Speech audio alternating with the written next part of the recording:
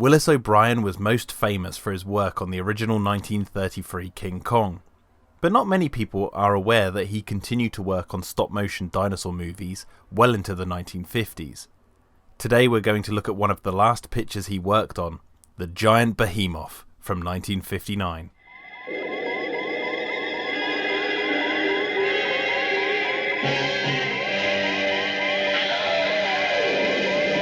Set in England, this film is about a group of scientists investigating the strange death of a man who died from severe radiation burns after something emerged from the ocean.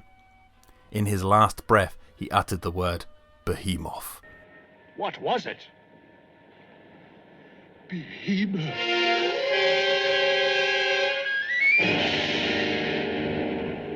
Suspecting this was caused by some giant animal, those investigating hire a paleontologist to help identify the creature.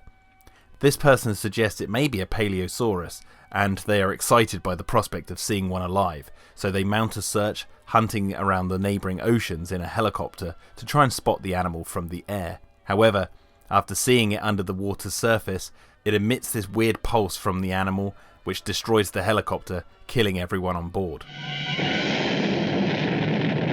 Soon after this, the Behemoth emerges and sinks a ferry full of passengers in London. The army and the police begin to take up arms around the city to kill the dinosaur if it shows its ugly mug, which it does so shortly after. And this is where the film is pretty much all action until the end.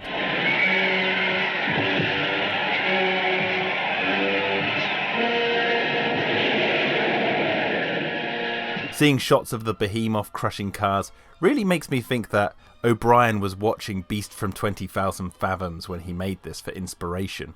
Which, interestingly enough, the effects for that movie were done by Ray Harryhausen, who was mentored by O'Brien after Harryhausen saw King Kong at the cinema. So I guess this was the old master learning some new tricks from the former student, as it were. Anyway, during its main attack on London, yeah, smash that place up. It's going to be a hellhole anyway. We see that the Behemoth actually chooses when to emit this electrical pulse of sorts, which is a cool trick. And it is this pulse which is how the dinosaur is able to transmit the radiation to the humans. I guess they wanted this monster to have its atomic breath equivalent like Godzilla, or the green Gak from Reptilicus. Yeah, got to mention old Reptilicus again. This attack sequence does go on for a fair bit, with many shots of people running and screaming and the Behemoth roaring right at the camera. It's standard stuff, but as someone who enjoys this kind of crap, I'm at least entertained. Which goes against actually what American film critic Andrew Wycliffe said at the time. "I'm not sure the British are really suited for giant monster movies. No offence to the Brits, but watching a bunch of folks stand around and keep a stiff upper lip while radioactive monsters from the deep attack London isn't too much fun." Well, I beg to differ, old chap. I say the UK needs more giant monsters. I guess the most famous one we have is Gorgo, but, well, that's a story for another day. So in the end, they take on the dinosaur via a submarine and fire this torpedo-like thing into the animal's mouth, which kills it once and for all. However, over a radio broadcast, it's reported that dead fish are washing up along the shores of America, so the Behemoth is still at large somewhere. This movie kind of lacks anything that makes it really stand out, and it's no surprise it's pretty much forgotten about by most people, because it came out in the wake of so many other giant atomic monster flicks from the 50s, so it's kind of just another brick in the wall.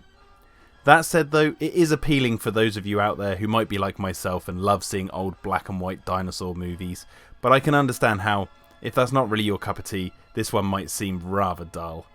It's cool to see Willis O'Brien's stop motion in action, but if you skip this one, you're really not missing out.